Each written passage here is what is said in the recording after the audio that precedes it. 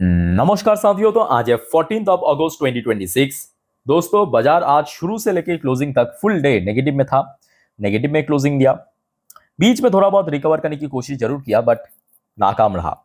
और सिर्फ आज की बात नहीं है, अगर आप देखेंगे ये जो बीता हुआ हफ्ता मतलब सोमवार से लेकर शुक्रवार तक निफ्टी 50 लगभग 24,600 से ड्रॉप होके आज क्लोजिंग दिया 24,366 पॉइंट पर। अब ऐसा नहीं है कि एकदम से क्रैश हो गया, डीप करेक्शन, ऐसा कुछ भी नहीं है। बेसिकली जियोपॉलिटिकल अनसर्टेनिटी की वजह से 5 ट्रेडिंग सेशन पे 0.79% नीचे आया है। बट दोस्तों बेस्ट पार्ट क्या है पता है इंडियन मार्केट के लिए? अभी भी एफआईएस की नेट इनफ्लो चल रहा है। ये बेस्ट पार्ट है और ये सबसे बड़ा सपोर्ट भी है। और यही वजह है दोस्तों, और ये वजह है आपकी एफआईएस की इनफ्लो की, कि मार्केट में इतना सब कुछ अनसर्टेनिटी रहने के बावजूद भी कोई डीप करेक्शन हमें देखने को नहीं मिला। फिलहाल दोस्तों बाजार ओपन होने में अभी 2 दिन बाकी है। आइए चर्चा करते हैं मार्केट से रिलेटेड कुछ इंपॉर्टेंट जानकारी आपके साथ में शेयर करता हूं। सबसे पहले चेकआउट करेंगे मार्केट एनालिस्ट दोस्त ने क्या कहा। देखिए टेक्निकल व्यू, बियर्स में tighten grip if Nifty 50 break weekly low. तो एनालिस्ट ने कहा कि ये जो हफ्ते है इसमें जो वीकली लो हिट किया है उसको अगर ब्रेक करके नीचे चला गया तो मार्केट और बेरिश हो सकता है। साथ में बैंक निफ्टी के लिए कहा कि देखिए bank Nifty needs to defend crucial 57,100 support next week. तो बैंक निफ्टी के लिए अगले हफ्ते 57,100 को होल्ड करना जरूरी है। ओके, साथ में देखिए कुछ रेंज मेंशन किया, जैसे कि लोअर साइड में जो वीकली लो है 24,250 से लेकर 24,200, ये एक बढ़िया सपोर्ट जोन है। हायर साइड में अगर हम बात करें तो लगभग 24,774 पॉइंट जो पहुंच गया था ऑलमोस्ट, याद कीजिए, इसको मेंशन किया एज ए रेजिस्टेंस पॉइंट। और उससे भी नीचे मतलब सपोर्ट लेवल अगर टूट गया तो 24,000 की जो साइकोलॉजिकल लेवल, इसको मेंशन किया थोड़ा डीप सपोर्ट लेवल। खैर अभी बीच में 2 दिन बाकी है, बहुत सारे इंसिडेंट हो सकता है जियोपॉलिटिक्स में या डोमेस्टिक मार्केट में। तो इस टॉपिक को हम सोमवार बाजार ओपन होने से पहले रविवार रात की 10:30 की वीडियो में चर्चा करेंगे डिटेल में। और ठीक है, तो अभी देखिए कुछ इंपॉर्टेंट जानकारी, कुछ इंपॉर्टेंट इकोनॉमिकल डेटा आउट हुआ, आपके साथ मैं शेयर करूंगा। पेशेंसफुली देखिए, सुनिए, समझते जाइए। सबसे पहले हम बात करेंगे भारत की एक बहुत इंपॉर्टेंट इकोनॉमिकल डेटा जो आज आउट हुआ है, विदेशी मुद्रा भंडार यानी फॉरेक्स रिजर्व की डेटा। और दोस्तों अनबिलीवेबल गेन इस बार देखने को मिला। तो आपको पता ही होगा पिछले 4 हफ्तों से लगातार भारत की जो फॉरेक्स रिजर्व है वो इंक्रीज हो रहा है। और इस बार एक झटके में $14.1 बिलियन इंक्रीज होके भारत के पास टोटल $707 बिलियन पहुंच चुका है। ऑलमोस्ट अपना ऑल टाइम हाई के नजदीक पहुंच चुका है। आप पूछेंगे इसके पीछे कारण क्या है? कारण दोस्तों बहुत सिंपल है। अगर आप देखेंगे पिछले लगभग 2 से 3 हफ्तों से डॉलर के अगेंस्ट में जो इंडियन करेंसी की वैल्यूएशन वो गिरा नहीं है। इसके पहले क्या हो रहा था? फॉरेक्स रिजर्व क्यों कम हो रहा था?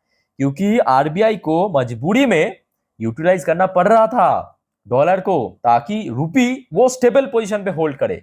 बट अभी देखिए रूपी नॉर्मली स्टेबल ही है, तो अलग से यूज करने की जरूरत नहीं पड़ रहा है डॉलर को, तो फॉरेक्स रिजर्व बढ़ रहा है। ऊपर से आरबीआई ने, हमने देखा एनआरआई के ऊपर जो एक्स्ट्रा टैक्सेस लग रहा था, एनआरआई डिपॉजिट के ऊपर उसको हटा लिया। ऑब्वियसली बात है वहां पे और ज्यादा फंडिंग, मतलब बाहर से फॉरेन इनफ्लो आ रहा है ना। अच्छा, दूसरा आप देखिए, जैसे कि 2 दिन पहले हमने देखा था भारत की सीपीआई इन्फ्लेशन डेटा आउट हुआ था। सीपीआई इन्फ्लेशन डेटा तो ऑब्वियसली थोड़ा सा बड़ा है, बट आज भारत की डब्ल्यूपीआई इन्फ्लेशन डेटा आउट हुआ जो कि बहुत ही बढ़िया रहा। जैसे कि आप देख सकते हो 14 अगस्त की आज की लेटेस्ट अपडेट प्रीवियस मंथ यानी जून पे था, जहां पे 9.87%। इस बार जुलाई के लिए फोरकास्ट आया था आरबीआई की तरफ से 9.95%, but actual data previous month से भी कम हुआ, इवन फोरकास्ट से भी काफी कम हुआ। तो डब्ल्यूपीआई यानी होलसेल प्राइस इंडेक्स इन्फ्लेशन जो है भारत की काफी ठीक ठाक है। ठीक ठाक मतलब ज्यादा तो है बट थोड़ा सा कम है। अच्छा नेक्स्ट दोस्तों आ जाइए, एक और इंपॉर्टेंट रिपोर्ट भारत की, जो अप्रैल से लेकर जून तक बैलेंस ऑफ पेमेंट की रिपोर्ट। सो इस बार $8.1 बिलियन की डेफिसिट हमें देखने को मिला अप्रैल से लेकर जून तक। मतलब ये जो टाइम हॉरिजन है अप्रैल में जून, ये जो 3 महीना यानी क्वार्टर 1 पे टोटल कितना रहा? $8.1 बिलियन की डेफिसिट में है। पर दोस्तों उसके साथ साथ ये भी फैक्ट है कि जितना डेफिसिट में था वो अप्रैल और मई पे था, क्योंकि जून पे जो है ओवरऑल सरप्लस में आ चुका है। अच्छा, आई नो कि आप में से बहुत सारे लोगों को पता नहीं है कि ये जो सरप्लस मैं आपको बता रहा हूँ या डेफिसिट बता रहा हूँ इसका मतलब क्या है बेसिकली। ठीक है, इतना हम जान लीजिए, डेफिसिट मतलब बेसिकली नेगेटिव में, सरप्लस मतलब पॉजिटिव में, इतना आप शॉर्ट में जान लीजिए। ठीक है, तो ओवरऑल बात करें ये जो फर्स्ट क्वार्टर में उसमें तो डेफिसिट में है, उसमें डेफिसिट में है, बट स्पेसिफिकली जून पे अगर हम बात करें, जून पे दोस्तों हमें सरप्लस में देखने को मिला। ठीक है, ये डेटा, चलो अच्छी बात है। अच्छा नेक्स्ट देखिए एक और important report, central railway to upgrade 22 Mumbai local to 15 car rakes for 15 अगस्त। चलो बढ़िया। नेक्स्ट दोस्तों एक और रिपोर्ट आप देख लीजिए, ये रिपोर्ट आ रहा है आपके गोल्डमैन सैच की तरफ से। गोल्डमैन सैच की तरफ से एआई के ऊपर एक बहुत vital report, India less exposed to AI मतलब artificial intelligence job risk than others. इसका मतलब आप समझ पा रहे हो, बेसिकली गोल्डमैन सैच की स्टडी के हिसाब से जो रिपोर्ट पब्लिश किया है, तो आपको पता होगा दुनिया भर में आज की डेट में मतलब किस चीज, कौन सी चीज की क्रेज है, कौन सी की चर्चा चल रहा है, ऑब्वियसली एआई। अब जो व्हाइट कलर जॉब है, मतलब जो आईटी सेक्टर की जॉब है, या अलग अलग और भी बहुत सारे सेक्टर की जॉब है, बहुत सारे एक्सपर्ट कह रहा है कि एआई आके खत्म कर देगा ऐसा वगैरह। ठीक है, तो यहाँ पे गोल्डमैन सैच की रिपोर्ट के अनुसार एआई जो है सबसे कम इंपैक्ट डालेगा भारत में। समझ आ रहा है बात, मतलब जहां पे पूरे दुनिया पे बहुत ज्यादा इंपैक्ट डाल सकता है, वही भारत में अगर हम बात करें सबसे कम इंपैक्ट डालेगा, मतलब ये जो जॉब रिस्क की मैं बात करूं। ठीक है, तो ये अच्छी बात है एक्चुअली, भारत के स्टूडेंट्स के लिए भी अच्छी बात है, भारत की जो लोग उनके लिए भी अच्छी बात है।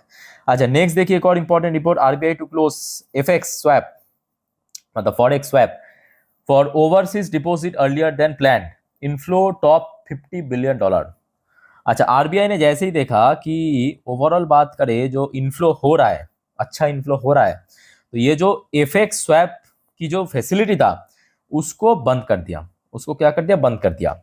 और इसके पीछे दोस्तों एक बहुत बड़ी हाथ है एनआरआई की इनफ्लो। आपको मैं लास्ट डे भी रिपोर्ट दिया था कि रिसेंटली आरबीआई ने जो रूल्स में बदलाव किया है, या आप कह सकते हो कि पहले से थोड़ा सा और सरल कर दिया है। ठीक है, तो उस वजह से एक्चुअली एनआरआई द्वारा बहुत ज्यादा डिपॉजिट, मतलब देखिए जब कोई एनआरआई डिपॉजिट करेगा ऑब्वियसली डॉलर में ही करेगा, और डॉलर में जब करेगा ऑब्वियसली इनफ्लो होगा ना, तो जिस वजह से आरबीआई ने ये डिसीजन लिया आज की डेट में। ठीक है, अच्छा नेक्स्ट दोस्तों एक और रिपोर्ट आप देख लीजिए, coal demand to touch 1.6 billion ton by 2030, need transparent market driven pricing. Official update आया है कि 2030 के अंदर जो भारत में कोल मतलब केला, उसका जो डिमांड है लगभग 1.6 बिलियन टन पे पहुंच जाएगा। 1.6 बिलियन टन, समझ पा रहे हो, तो ये बहुत तेजी से ग्रो करा है। वैसे अभी लगभग 1 बिलियन मेट्रिक टन क्रॉस कर चुका है डिमांड। ओके, लेट्स सी क्या होता है। तो ऑब्वियसली इस सेक्टर की आपके कोल इंडिया सबसे बड़ी कंपनी है। अच्छा नेक्स्ट इंपॉर्टेंट रिपोर्ट अच्छा दोस्तों आपको पता होगा पिछले 1-1.5 साल में भारत जो है बहुत सारे देशों के साथ ऑलरेडी फ्री ट्रेड एग्रीमेंट यानी एफटीए साइन कर चुके हैं, और जिस वजह से भारत की जो एक्सपोर्ट है बैक टू बैक इंक्रीज हो रहा है। तो यहाँ पे एक और रिपोर्ट पब्लिश किया गया है कि India FTA export surge shipment to Singapore to Sri Lanka more than double. Singapore और श्रीलंका ये दो देशों में जो भारत की एक्सपोर्ट है एफटीए के कारण लगभग डबल से भी ज्यादा हो चुका है ना। तो ये बहुत सही बात है, क्योंकि देखिए लास्ट ईयर जो हमने देखा यूएस की तरफ से पूरे दुनिया भर के देशों के ऊपर टैरिफ इंपोज करने के बाद भारत सरकार द्वारा एक बहुत ही फास्ट मूविंग डिसीजन लिया गया है, मतलब बहुत जल्दी डिसीजन लिया है और बहुत ही इफेक्टिव रहा। और आगे तो और भी बहुत सारे देश, आपकी यूरोपियन यूनियन हो गया, यूके के साथ तो रिसेंटली मतलब जुलाई पे ही इफेक्ट में आ चुका है एफटीए, आगे यूरोपियन यूनियन के साथ होगा और भी बहुत सारे मिडिल ईस्टर्न देशों के साथ होगा। अच्छा नेक्स्ट रिपोर्ट आप देखिए जरा, US retail sale unexpectedly fall in July. तो यूएस की जो रिटेल सेल है उसमें थोड़ा सा डिक्लाइन हमें देखने को मिला, सेल गिरा है 0.6% लास्ट मंथ पे, जबकि इसके पहले जून पे 0.2% की गेन हुआ था। याद रखना 0.2% की गेन हुआ था, इस बार लास्ट मंथ पे 0.6% की डिक्लाइन हमें देखने को मिला। अब चलिए देखते हैं इसका इम्पैक्ट हमें यूएस मार्केट में कैसे देखने को फिलहाल मिल रहा है। और उसके पहले दोस्तों एक बात थोड़ा आप लोग चेक कर लेना, तो आपने इस चैनल को सब्सक्राइब किया या नहीं किया। अगर आपने सर नहीं किया अभी तक, फटाफट अभी सब्सक्राइब कर लीजिए और पास में जो नोटिफिकेशन बेल आइकन इसको जरूर प्रेस करना, ठीक है। और साथ ही साथ दोस्तों ज्वाइन बटन को प्रेस करके आप इस चैनल की जो मेंबरशिप है जरूर कलेक्ट कर लेना। तो आपको एक तो पोर्टफोलियो रिव्यू, स्टॉक सजेशंस या आपकी जो कमेंट है उसकी मैं रिप्लाई करूंगा, इस प्रकार की अलग अलग प्रकार की फैसिलिटी मिल जाएगा। तो पोर्टफोलियो रिव्यू के लिए प्लैटिनम कार्ड जरूर लेना, और हमारे जो मेंबरशिप शुरुआत होता है ब्रोंज कार्ड से, ठीक है, जहाँ पे आपका जो भी क्वेश्चन रहेगा, जो भी क्वेरीज रहेगा, आप कमेंट में पूछेंगे, आप अगर मेंबर्स हो जरूर मैं आपको इन्फॉर्म कर बता दूंगा, ठीक है। चलो आगे बढ़ते हैं, यूएस मार्केट की थोड़ा हालचाल को देख लेते हैं। फिलहाल यूएस मार्केट ओपन तो है, बट वही इंडियन मार्केट की तरह शुरू से लेकर अभी तक थोड़ा सा डिक्लाइन मोड में चल रहा है। मतलब ओपन हुआ था ही थोड़ा बहुत फ्लैट, उसके बाद आप देखिए मूवमेंट जो है थोड़ा डाउन साइड, 12:52 की ये डेटा है, 0.25% नीचे चल रहा है। दूसरी तरफ नैस्डैक कंपोजिट की पोजीशन भी लगभग ½ % नीचे, डाउन साइड मूवमेंट। अच्छा, ऑयल प्राइस की बात करें तो ऑयल प्राइस $88.04 पर बैरल पे चल रहा है। आज सुबह तक जहां पे था वहां से थोड़ा सा स्पाइक किया, थोड़ा मतलब वही बस थोड़ा ही 1.11%, वही आपकी जियोपॉलिटिकल अनसर्टेनिटी की वजह से। भाई देखो दोस्तों, एक और बात याद हुआ, नेक्स्ट वीडियो मतलब रात की 12 बजे की वीडियो में मैं आपको कुछ इंपॉर्टेंट जियोपॉलिटिकल अपडेट दूंगा, जो कि अभी अभी आया है, ठीक है। सो देखना मत भूलना सर। अगर आप जल्दी सो जाते हैं, वैसे तो कल इंडिपेंडेंस डे है भारत की, लोगों की छुट्टी है, बट फिर भी आप अगर जल्दी सो जाते हैं तो सुबह उठ कर देख लेना जरूर, ठीक है, और चैनल को सब्सक्राइब करके रखना। अच्छा, फिलहाल गोल्ड की जो पोजीशन है थोड़ा सा पॉजिटिव में लग रहा है, गोल्ड फ्यूचर ½ % ऊपर। सिल्वर की फ्यूचर में भी थोड़ा सा रिकवर हुआ, बट ऐसा कुछ बहुत बड़ा चेंजेस देखने को नहीं मिला। इंडियन करेंसी की वैल्यूएशन में भी कोई बहुत स्ट्रॉन्ग चेंजेस देखने को नहीं मिला। 95.63 इंडियन रुपी चल रहा है 1 USD के अगेंस्ट में। अच्छा, कुछ इंडियन कंपनी की पोजीशन जैसे कि विप्रो एडीआर वर्जन 0.26% नीचे चल रहा है। इन्फोसिस की एडीआर वर्जन लगभग 2.22% नीचे, ओके। अच्छा, बैंक्स की पोजीशन में आईसीआईसी बैंक की एडीआर वर्जन लगभग 0.53% पॉजिटिव में चल रहा है, और आपके एचडीएफसी बैंक की एडीआर वर्जन लगभग 0.89% पॉजिटिव में चल रहा है। अच्छा, आइए अब थोड़ा सा गिफ्ट निफ्टी की पोजीशन को देख लेते हैं। गिफ्ट निफ्टी फिलहाल कहाँ पे है? अब देखिए, इसका कोई उतना इंपॉर्टेंस नहीं है। इंपॉर्टेंस इसलिए नहीं है क्योंकि कल परसों सैटरडे संडे 2 दिन बाजार क्लोज, सोमवार बाजार ओपन होगा। तो सोमवार बाजार ओपन होने से पहले पिछले जो मतलब अगले जो 48 या 50 घंटों में बहुत कुछ हो सकता है, ठीक है। सो जो भी होगा जानकारी तो मैं आपको दे दूंगा, बट फिलहाल आप थोड़ा देख लीजिए अभी कौन सी लेवल पे चल रहा है। रियल टाइम डेटा 10:23 की अपडेट, गिफ्ट निफ्टी की पोजीशन 24,403 पॉइंट पे, मतलब दोपहर को जहां पे बाजार बंद हुआ था उस टाइम पे जो गिफ्ट निफ्टी की क्लोजिंग था वहां से 28 पॉइंट फिलहाल पॉजिटिव में चल रहा है, पॉजिटिव में है, ठीक है। सॉरी, क्या कह रहा हूँ, नेगेटिव में चल रहा है। पॉजिटिव नेगेटिव में भी मैं गड़बड़ कर रहा हूँ। एनीवे, तो एक मिनट, हाँ 28 पॉइंट नेगेटिव में चल रहा है, ठीक है। डोंट वरी, अब देखते हैं कि कल या परसों कैसा चलता है आपके जियोपॉलिटिकल डेवलपमेंट। अच्छा, बाकी देखिए जो आपको मैं एकदम शुरू में कह रहा था कि देखिए इंडियन मार्केट के लिए बेस्ट पार्ट क्या है कि इंडियन मार्केट में एफआईएस की इन्फ्लो हो रहा है, और अभी भी मतलब इस हफ्ते अगर आप देखेंगे आपके बृहस्पतिवार और बुधवार, आई थिंक कि मैं अगर गलत नहीं हो तो एफआईएस ने बेचा है। बट ओवरऑल अगर हम बात करें सोमवार, मंगलवार और आज यानी शुक्रवार एफआईएस की खरीदारी हुआ, और खरीदारी करने की वजह से ओवरऑल अगर हम बात करें ये हफ्ता या ये महीना अभी भी इनफ्लो ही है, ठीक है।